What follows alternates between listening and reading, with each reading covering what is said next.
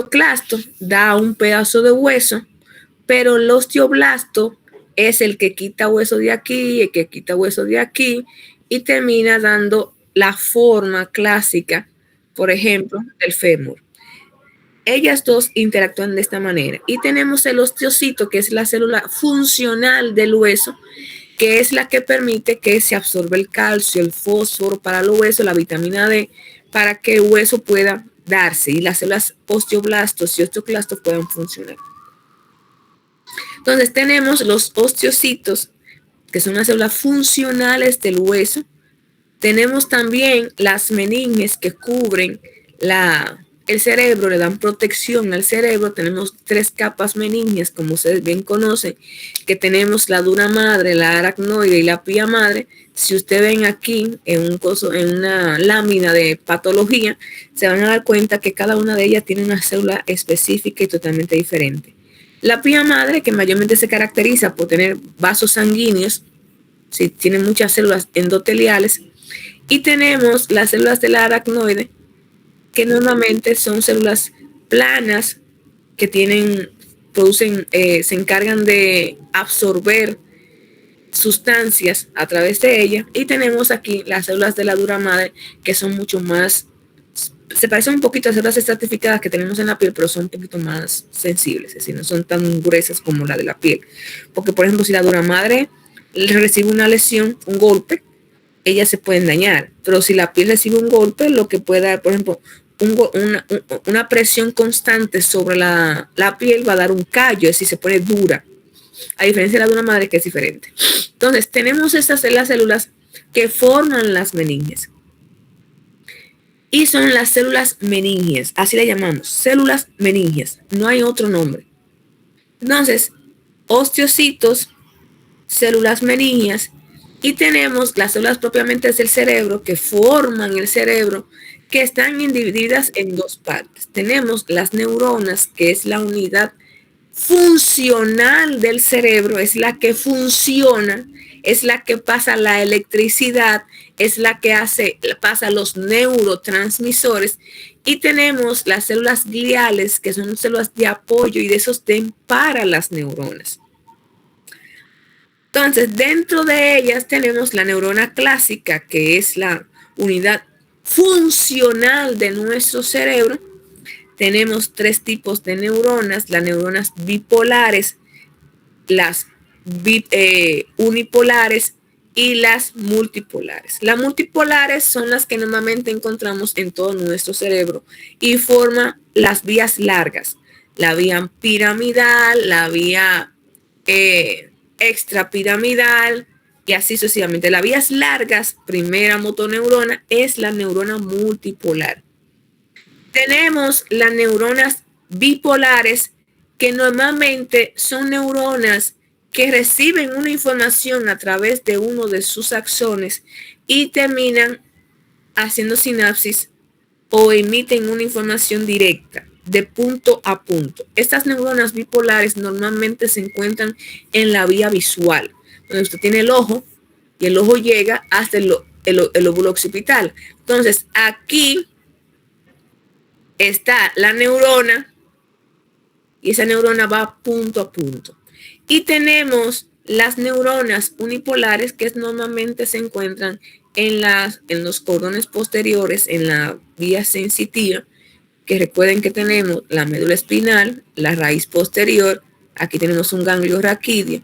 Esa neurona viene desde aquí, aquí está, esta parte, este soma, y entra.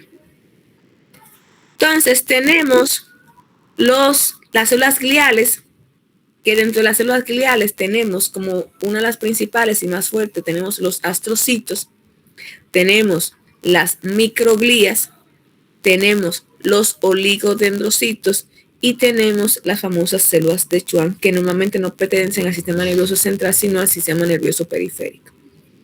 Pero principales, arriba tenemos oligodendrocitos, microglías y los astrocitos. De los astrocitos, ¿qué podemos decir? Normalmente tienen forma de estrella, como ustedes lo están viendo. Tenemos 2 tipos de astrocitos, protoplasmáticos y fibrosos.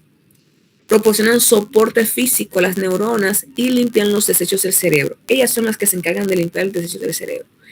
Ellas, como ustedes ven aquí, se unen, algunos de sus axones se unen a lo que sería el endotelio vascular, es decir, el endotelio cerebral, formando parte de algo llamado barrera hematoencefálica. Ellas son las selectivas. Ellas son parte de las estructuras neuronales que permiten que algo entre o no entre al sistema nervioso central, es decir, que pase a la neurona. Sí, porque aquí por el vaso sanguíneo pasan nutrientes, pasan bichos, pasa de todo. Pero el astrocito es selectivo porque él permite que entre y la neurona que está al lado de él es la que lo va a absorber. Entonces, dependiendo de lo que usted le meta a la neurona, va a funcionar su cerebro. Entonces, el astrocito tiene que proteger la entrada y salida de sustancias al cerebro. Produce algunas sustancias químicas que las neuronas normalmente necesitan para, como ya les expliqué, para que lleguen a su función. Y también rodean y aíslan ciertas sinapsis que no se deberían realizar. Tenemos el oligodendrocito, que viene siendo este. El oligodendrocito es quien le da las partes de mielina al axón.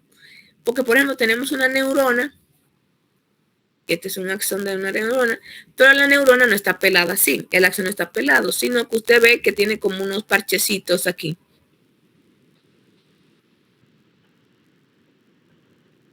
Miren, esos parchecitos son los pies de los oligodendrocitos.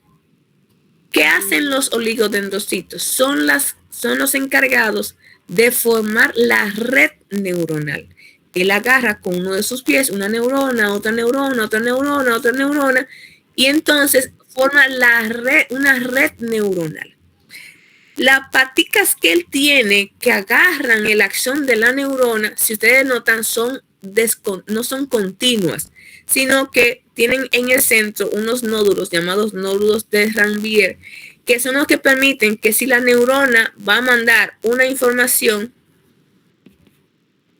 a otra neurona, esa información no pase tan directa, sino que hagan como si fueran impulsos, como un latido, pa, pa, pa. Cuando la información pasa directa es un problema, porque hay sobreestimulación.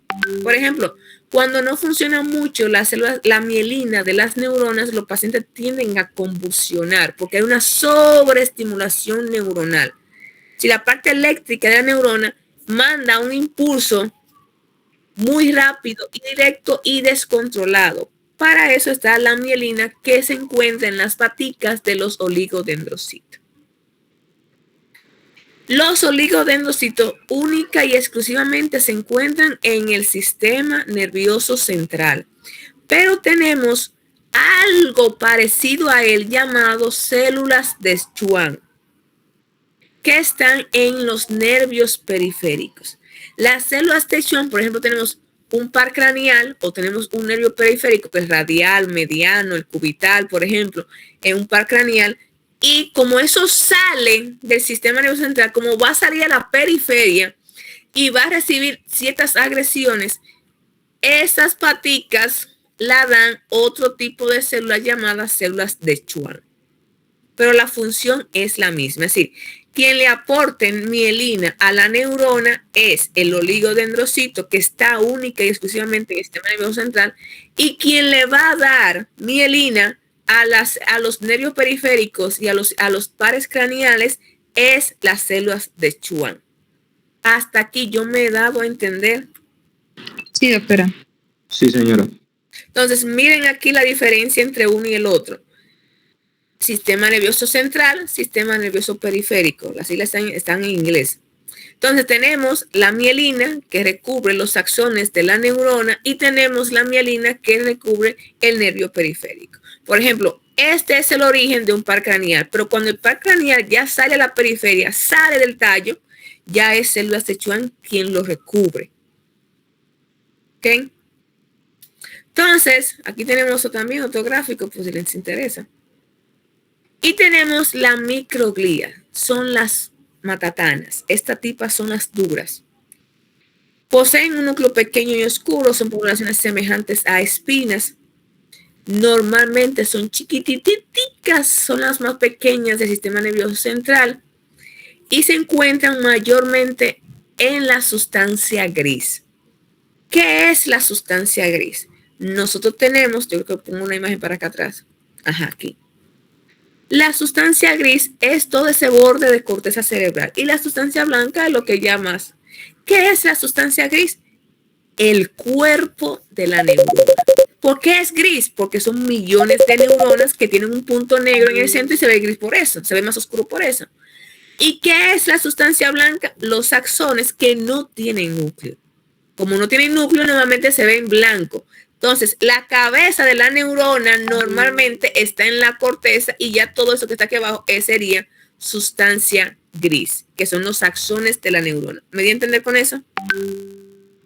Sí, doctora. Entonces, las microglías se encuentran en la corteza cerebral. Es decir, se encuentran más donde hay sustancia gris, donde hay núcleos, los núcleos de la base, los ganglios basales, donde está la sustancia negra, donde están los núcleos, los pares craneales. Ellas se encuentran rodeando el soma, la cabeza de las neuronas. Ahí se encuentran ellas. ¿Qué hacen ellas? Ellas son nuestros neutrófilos, nuestros linfocitos, nuestros leucocitos. Sí, son nuestras células T, son las tipas que defienden el sistema nervioso central. Ellas se transforman en lo que sea necesario, dependiendo del bicho que se quiera acercar al soma de la neurona. Sí, ellas están cerquita protegiendo el núcleo, que es la estructura más importante de todo el sistema nervioso central. Entonces, ellas se mantienen cerca de ahí y si por casualidad un bicho salió y superó la barrera del astrocito y se encuentra navegando en las células cerebrales, la microglía, si es un virus, se va a convertir en un linfocito y lo va a atacar. Si es una bacteria, se va a convertir en un leucocito o un neutrófilo para poder ir a atacar eso. Porque el plan es que nada entre al soma de la neurona. Es decir, la neurona prefiere morirse antes de permitir que algo entre en ella. Tenemos otras células que son las células ependimarias. Normalmente ellas se mantienen siempre separadas y aisladas, se encuentran única y exclusivamente en las paredes de los ventrículos. Es en el único lugar. Y en el canal medular, recuerden que aquí hay un circulito, por ahí dentro, están ellas. Ellas se encargan de producir líquido cefalorraquídeo junto con el plexo coroideo. Entonces, ¿por qué hay que conocer las células para poder hablar de tumores? Porque la nomenclatura parte del nombre que tienen ellas. Por ejemplo, si hay un tumor que surge de las células ependimarias, el término que se va a utilizar es ependimoma. Si tenemos un tumor que surge de las células de los astrocitos, va a llamarse astrocitoma. Si viene de un oligodendrocito, se va a llamar oligodendroglioma. Hasta aquí me he dado a entender. Sí, doctora. Entonces, si ustedes están viendo un tumor dentro del sistema ventricular, ustedes están pensando que es ¿qué? Un ependimoma. Un ependimoma, porque las únicas células que están dentro del sistema ventricular son las células ependimarias. Por eso tienen que conocer los nombres de las células, porque de ellas derivan sus nombres. Ahora bien, no sé si le dieron oncología, fisiología, no sé en qué parte de esta universidad le dan ese tema. Pero en oncología, los sufijos oma y sarcoma después del nombre de la célula, normalmente va a determinar la malignidad y la malignidad o benignidad de un tumor. Por ejemplo, cuando termina en oma, normalmente se piensa que es benigno. Pero cuando hablamos de un astrosarcoma o algo que termine en sarcoma, ya el problema es grave. Excepto lo que ha hecho la OMS, que le ha puesto a los omas grados. Por ejemplo, el astrocitoma tiene 4 grados. Grado 1, 2, 3 y 4. Y el grado 4, como es un tipo cabrón, hijo de puta, perdón por la palabra, porque ustedes lo van a ver ahora, la desgracia que es eso, ya le pusieron un nombre propio, ya lo sacaron, ya supera el sarcoma, ya supera eso.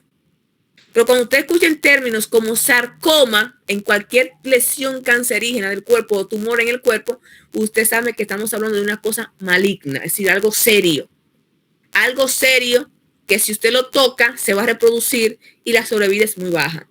Pero cuando usted escucha oma, usted puede estar así, es un oma, pero ¿de qué grado me estás hablando? Ahí está grado 1, que es algo sencillo, grado 2, que es algo también intolerable, grado 3, que es tipo como que medio loco y que le gusta meterse el grado 4 y así sucesivamente. Entonces, tenemos los tumores del sistema nervioso central. Aquí vemos médula espinal con su cerebrito, todo bacano, una cosa más sexy y sensual. Pero para poder hablar de ellos tenemos que clasificarlos según la imagenología, porque ustedes van a depender mucho de las imágenes que vayan a ver en los tumores. Entonces, ustedes lo van a ver mucho cuando ustedes ven a un paciente con un tumor cerebral, la imagen van a hablar de que tumor extraxial, tumor intraxial, que hace no sé qué más. Tenemos 2 clases de tumores en la clasificación imagenológica. Tenemos los tumores intraaxiales y los tumores extraaxiales. ¿Qué es un tumor extraaxial? Es un tumor que dice ahí que está en la periferia, pero como que eso es como una palabra muy ambigua que a mí no me gusta utilizarlo, porque yo pregunto a ustedes, ¿periferia de qué? ¿Qué tú me estás hablando? Encima del hueso, por abajo del hueso, metido en el hueso, ¿qué es periferia para ti? Entonces, por eso no me gusta mucho. Y dice que el intraaxial de que es central. Entonces, como que eso es medio ambiguo, pero yo le puse su vaina ahí porque eso es lo que dice la literatura. ¿Qué es un tumor extraaxial? Un tumor extraaxial es un tumor que empuja el cerebro, pero no lo infiltra. Si no come el cerebro, es un tumor que está creciendo y está empujando. Y tú ves en las imágenes que hay una área de separación entre el tumor y el cerebro. Es decir, hay algo que está separado. Sí, el cerebro no es parte del tumor. Mientras que un tumor intraaxial es cerebro enfermo, es el cerebro, está infiltrando el cerebro, está dañando alguna célula, tanto neuronal como glial, dentro del cerebro. Hasta aquí me he dado a entender. Sí, doctora. Entonces, aquí tenemos 2 imágenes de 2 resonancias. Miren un tumor extraaxial, empuja, miren aquí el área de separación que existe entre el tumor y el cerebro, y un tumor intraaxial que normalmente es parte del cerebro, es el cerebro dañado. Entonces, cuando nosotros entramos a este tumor, lo que nosotros comemos cerebro enfermo. Y es un poco complejo porque muchas veces no se puede diferenciar muy bien el tejido subyacente del cerebro y no podemos separar uno de otro. Pero el extraaxial, uno ve el cerebro abajito, separado, ese cerebro, y uno lo saca y se queda ese hueco vacío y el cerebro comienza a volver a su posición normal porque saben que el cerebro tiene algo llamado complianza. Aquí tenemos diferencia entre un tumor primario del cerebro y secundario, que nuevamente son la metástasis, que yo espero darle ese tema la semana que viene antes de que usted coja su parcial. Porque es importante, porque, por ejemplo, un adulto mayor que tenga un tumor cerebral, usted piensa primero en una metástasis. Segundo, metástasis. Tercero, metástasis. Es una metástasis a que se demuestre lo contrario. Si las metástasis son demasiado frecuentes, y es un tema que es importante para la semana que viene porque es un poquito largo también. Sí, no se puede, no puedo juntar los dos. Aunque yo sé que Leandra lo juntara, pero bueno. Pero nosotros tenemos colon de neuroanatomía de 7 de la mañana hasta las 2, hasta la 1 de la tarde, por ejemplo. Como yo tenemos mucho tiempo para abordar el tema. Que si les aconsejo a ustedes, los de semio, que traten de asistir a la clase que se va a dar el martes de neuroanatomía o el miércoles. Se lo aconsejo. Usted si usted quiere. A mí no, yo no obligo a nadie, a mí no me importa. Pero le aconsejo que vaya a esa clase. Se los aconsejo.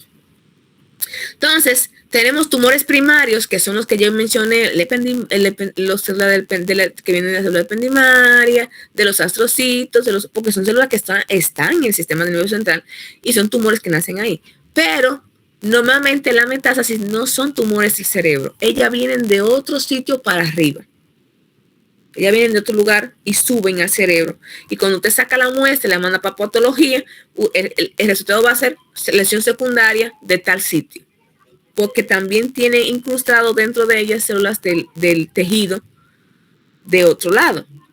Entonces, empezamos de afuera hacia adentro con los tumores. Tenemos los ostiomas. Miren aquí un rayo X cómo se ve un ostioma. Esto es una tomografía. Miren cómo se ve el ostioma. El ostioma es un tumor benigno de crecimiento lento. Normalmente crece hacia afuera, hacia la periferia, fuera del cráneo, es lo normal. Pero el ostioma, aunque tiene oma, es benigno. Si crece hacia adentro, se vuelve un bendito problema. Es decir, ya no es benigno. Es maligno por el crecimiento hacia el cerebro. Y puede ser una masa que puede ser solitaria o múltiple, generalmente asintomática. Los pacientes llegan normalmente a la consulta porque le molesta estéticamente verse una pepa ahí en la frente. Entonces la mayoría de ellos se quieren quitar ese hueso, ese exceso de hueso, porque se ve un cuerno ahí adelante, una cosa rara. Pero se lo quitan más por estética, no porque dé síntomas el ostioma. Pero el osteosarcoma es la parte maligna de este tumor. El osteosarcoma se come el hueso. Una cosa terrible. Por ejemplo, miren esto que se ve grotesco. Esto se ve feo. Pero a ese paciente se va a operar por estética. No se va a operar porque eso lo va a matar, ni porque eso vaya a ser gran cosa. Si vemos esto está creciendo hacia afuera de hueso, hacia afuera del cráneo, no está haciendo nada para adentro. Pero se va a operar por estética. Por eso que se va a operar. Pero este paciente que está aquí no es por estética. Eso es un cáncer maligno. Eso duele como el carajo. Eso duele. El hueso duele. Eso duele muchísimo, duele eso. Y miren ese paciente, cómo tiene un osteosarcoma de toda la cara. Cómo le quitamos todo ese hueso. No hay forma. Hay pacientes que tienen osteosarcoma en fémures, en húmero. Es una cosa terrible. Y lo recomendable es cortar el miembro. Pero ¿cómo le cortamos la cabeza a un paciente? No podemos cortar la cabeza a un paciente. Es un cáncer terrible. Ese cáncer de hueso es una cosa terrible. Entonces, los osteosarcomas tienden a invadir intracerebral y comerse todo el hueso. Si se detecta a tiempo y se detecta como en este caso, uno corta ese pedazo y le pone una plaquita ahí.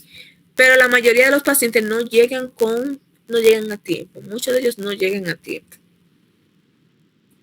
Tenemos segundo tumor, que es el tercer tumor más frecuente de todo el sistema nervioso central, porque primero es la metástasis, luego el astrocitoma y el tercero el meningioma, que es un tumor meramente extraxial, deriva de las células meningias, especialmente las que se encuentran en la aracnoides. La leptosmeningia, específicamente la aracnoide. De ahí deriva el meningioma. El meningioma es un tumor extraxial, normalmente es benigno, tiene gran tamaño, muy bonito, muy fácil de detectar, porque aquí le está enseñando la flechita una hilera blanca, hiperdensa o hiperintensa, pues una resonancia. Y una tomografía, hiperdensa. Esa tirilla se le llama cola dural, porque ese tumor, aunque sale del aracnoide, ella se fija de la dura madre. Entonces, si usted ve un tumor y usted le encuentra esos bordecitos así, esa colita, tiene que ver la colita, si es extraxial, Miren que es lo que hace es empujar el cerebro, no infiltra el cerebro, porque no, entonces no tuviese esto aquí, esa desviación de la línea media. Se saca y ya, pero usted le encuentra la cosa, es un meningioma. Entonces, los meningiomas pueden tener varias localizaciones porque todo nuestro cerebro está lleno de meninges. Son benignos, como ya se lo mencioné, es totalmente extraxial, dan síndrome de compresión cerebral y si crecen muchos, van a dar síndrome de hipertensión endocraniana. Y ya eso que tienen que saber eso. Miren, esto es un meningioma del surco olfatorio que da anosmia.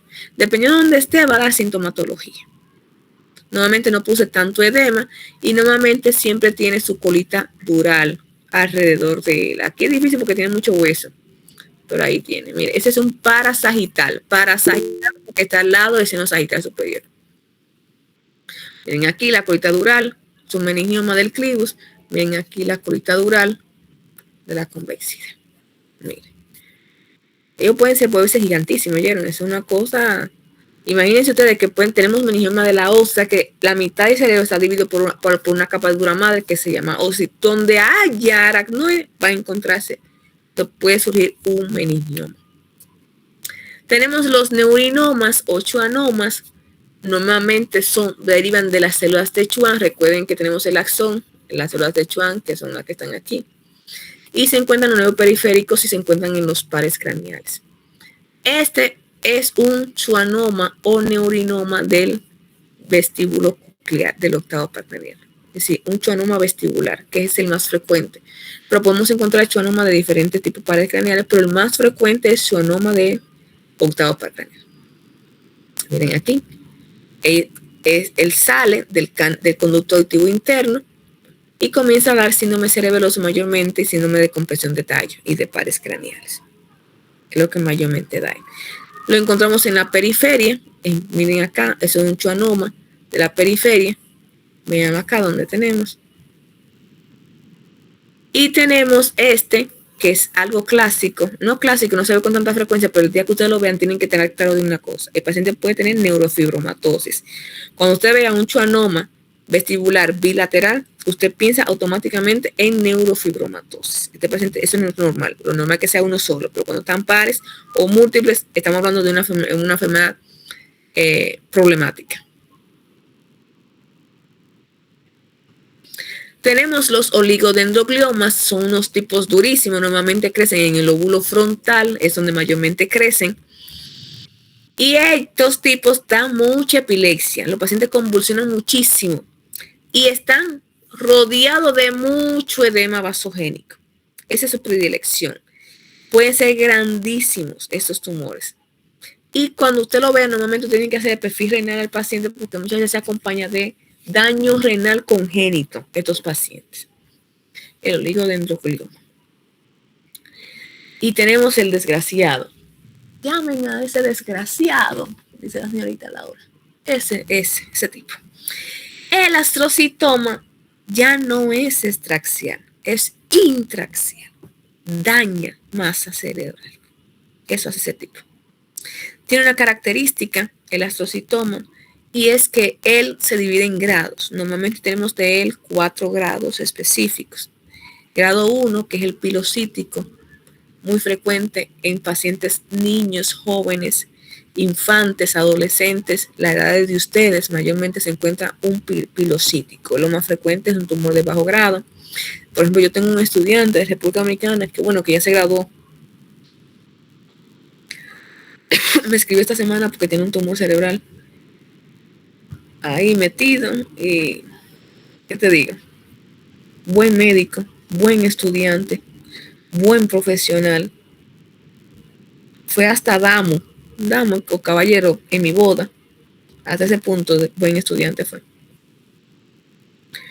Y salió con una lesión, hay un astrocitoma en el lóbulo temporal. La suerte que es giro inferior del temporal, que no hay gran cosa ahí.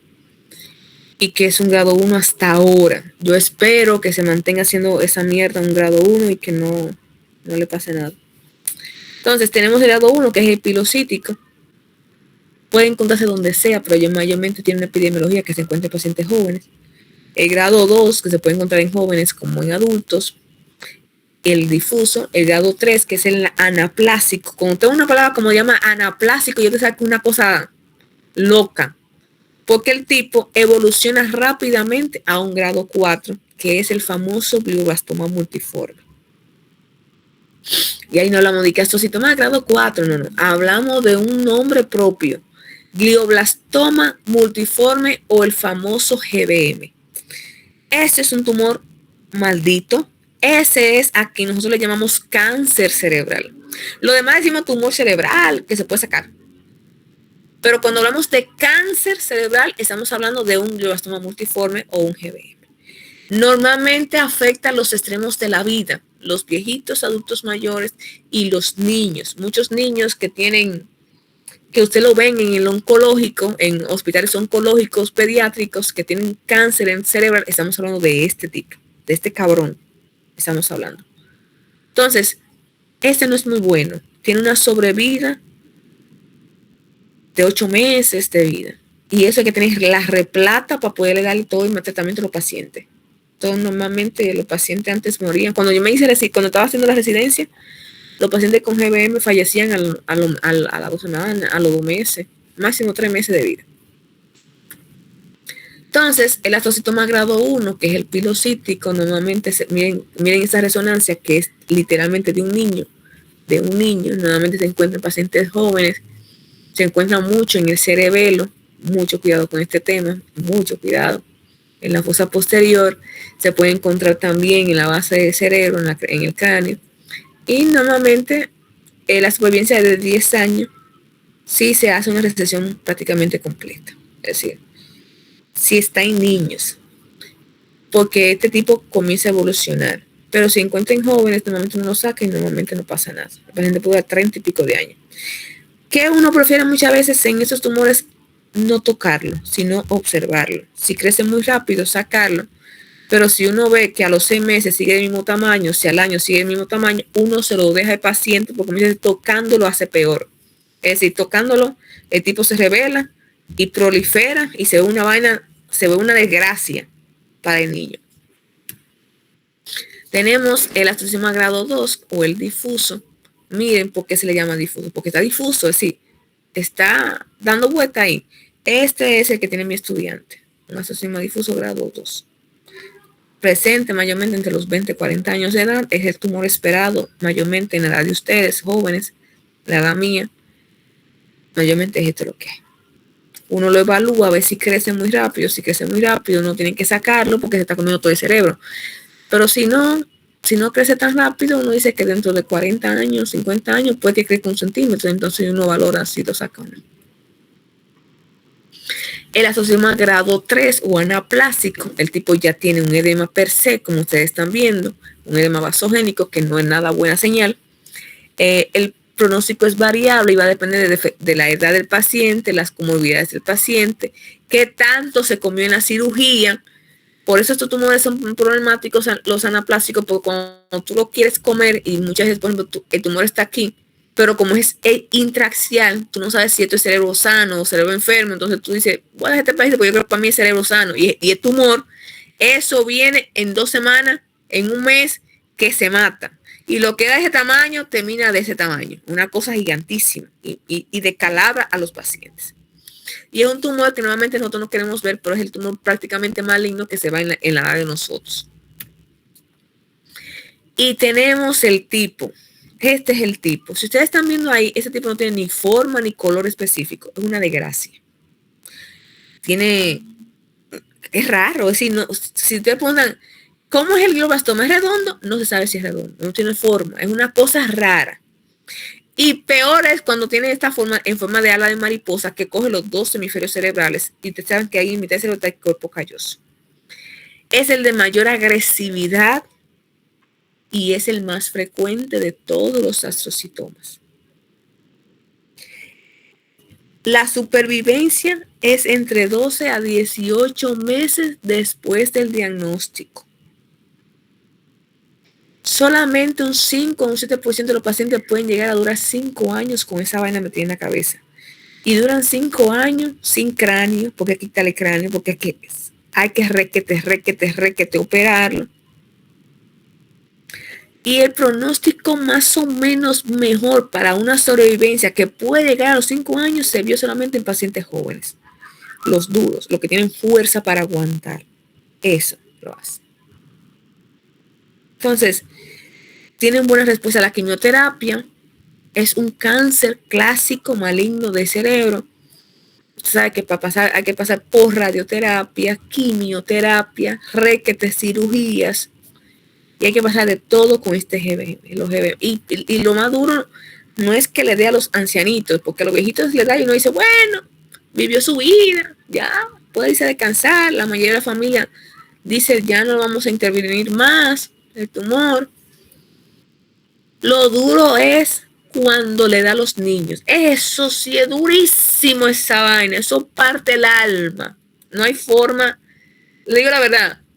Si usted es ser humano, si usted es un humano de carne y hueso, es muy difícil no llorar cuando usted ve a un niño con un GBM. Es muy difícil no llorar. No, es que no es difícil. Es imposible. Tú dejas de llorar cuando convives con ellos ya. Que tienes que tragarte todo eso y demostrar que todo está bien. Pero tienes que convivir con eso. Pero cuando tú vas a un centro oncológico, donde tú eres un niño rapadito, que tú le ves las cicatrices en la cabecita y que es una cosa, le digo, dura, muy dura de ver. Porque uno ve a un niño y uno dice, tiene toda su vida por delante. Y la mayoría de estos niños fallecen. La mayoría de ellos no pueden vencer esto. No vencen esta vaina. Y es muy duro para ellos. Muy duro para ellos. Muy duro para la familia. Porque los niños duran sus par de añitos vivos, 5 añitos, 6 añitos. Y ya hay que enterrarlos a ellos porque no se pudo hacer mucho nomás por esto. Entonces el GBM es un maldito. Ese tipo. Esa vaina es una desgracia. Una desgracia. Es decir que la mayoría de los capítulos de los libros de nosotros tienen capítulos aparte solamente para hablar de él. Solamente. Se está haciendo un esfuerzo extraordinario en la ciencia médica para atacarlo a él, porque el tipo viene desde la genética. Entonces, se está haciendo mucho esfuerzo social, de conocimiento, de estudio económico a nivel mundial para tratar a este tipo. Porque este tipo es muy agresivo y ha causado más daño del que ustedes se pueden imaginar. Es muy duro el GBM. Tenemos el ependimoma, que es un tumor normalmente benigno. Como ustedes ven, están dentro del sistema ventricular. Cualquier cosa que usted va dentro del sistema ventricular es un ependimoma hasta que se muestre lo contrario. ¿Qué otra cosa puede haber? Un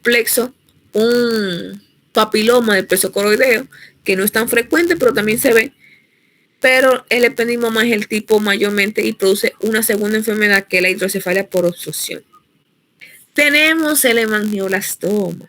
El hemangioblastoma, miren qué cosa, se parece mucho a algo llamado astrocitoma pilocítico. Miren aquí. Es muy parecido, pero hay que tener mucho cuidadito con él. Hemangio de sangre, glioblastoma, hemangioblastoma. El hemangioblastoma es un tumor que normalmente se encuentra en el cerebelo. Usted lo puede encontrar en cualquier sitio, pero lo encuentra mayormente en el cerebelo.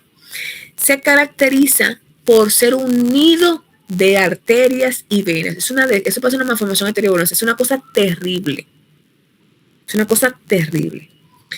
La primera vez que yo me choqué con esto, yo siendo residente, pero discutiendo con el especialista dueño del caso. Yo hablé con el jefe de servicio y para mí es un hemangioblastoma y eso hay que embolizarlo. El tipo dijo que no, que eso no era un hemangioblastoma, que eso era un astrocitoma pilocítico y que lo iba a evacuar.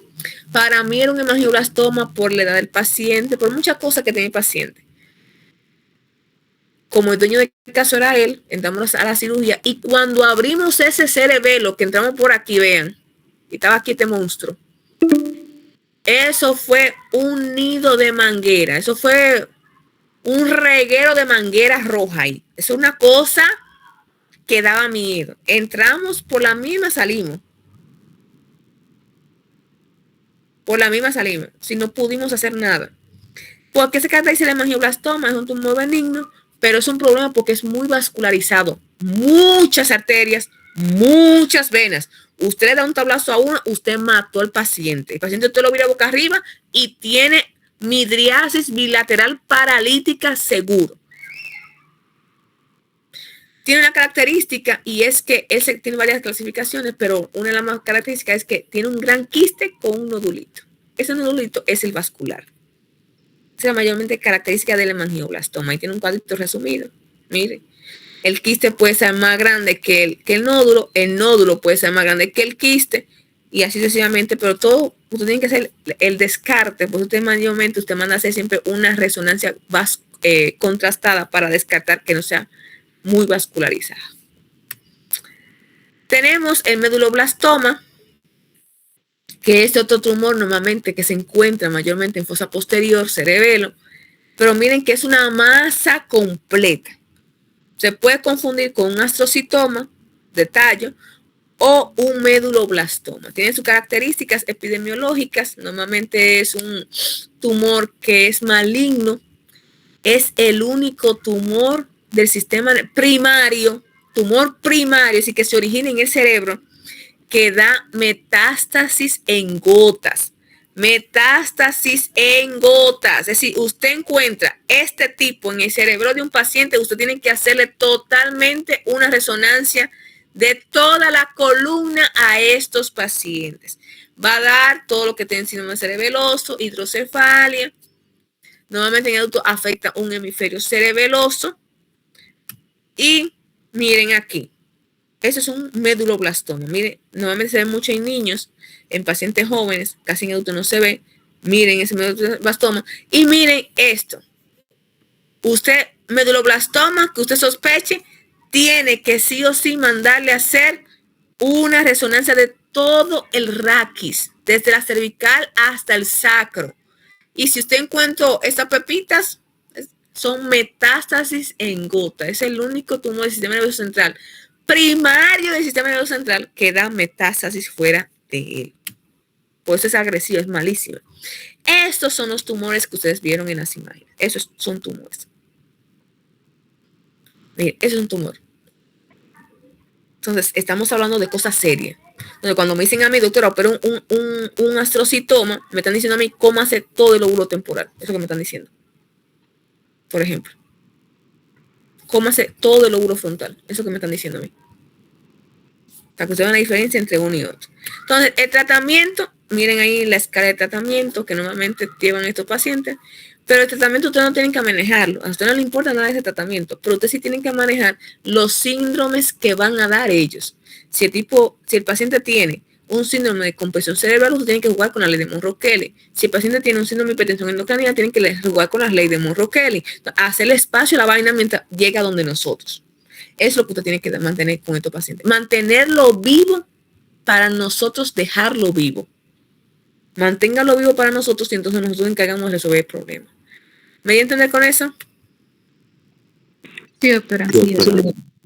Mira qué cosa más sexy. Esa soy yo. Ahí es algo que tienen que hacer mayormente. Manejar la presión intracraneal. Ese es su trabajo. Su único trabajo es manejar la presión intracraneal. Es su único trabajo. No tienen que hacer más nada para nosotros. Ningún hematoma, nada. Ustedes no tienen que hacer nada. El paciente puede estar botando el cerebro por los ojos. Usted no tiene que meterle el cerebro por los ojos. No, usted va a manejar la presión intracraneal. Ese es su único trabajo en la vida de médico con relación a neurocirugía. Es su único trabajo. No tiene que hacer más nada.